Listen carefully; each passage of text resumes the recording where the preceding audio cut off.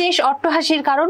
একটা জিনিস দেখছিলাম, এটা বলা যাবে না। তুমি তোমার জীবনের শেষ এমন কি জিনিস দেখছিলা যেটা পাবলিকের সামনে বলা যাবে না? একটু বলো, পাবলিক শুনুক। এই রাস্তায় এক মামা দাঁড়ায় দাঁড়ায় মূর্তিছিল,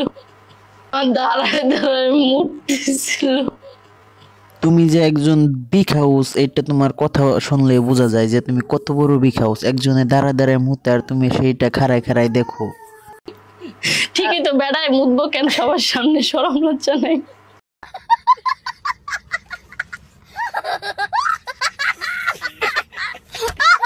আসলে বেটা শরম লজ্জা ঠিকই আছে, শরম লজ্জা নাই তোমার। তুমি তো ডাস্টবিনের ময়লা আবর্জনা, তুমি তো বলেছিলে একদিন মোতার জায়গায় গুতা দেওয়ার ধান্দা। আসো খেলবো, খেলা হবে, খেলা হবে, অবশ্যই খেলা হবে। খেলা হওয়ার আগে জিম করে বডি বানিয়ে নিতে হবে।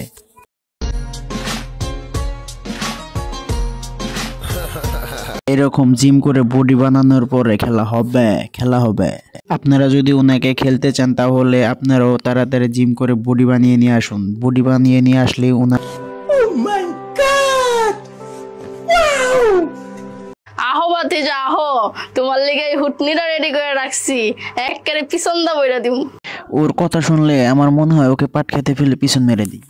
আসো খেলবো, খেলা হবে, খেলা হবে, একবারে পিছন দা বইরা দিম।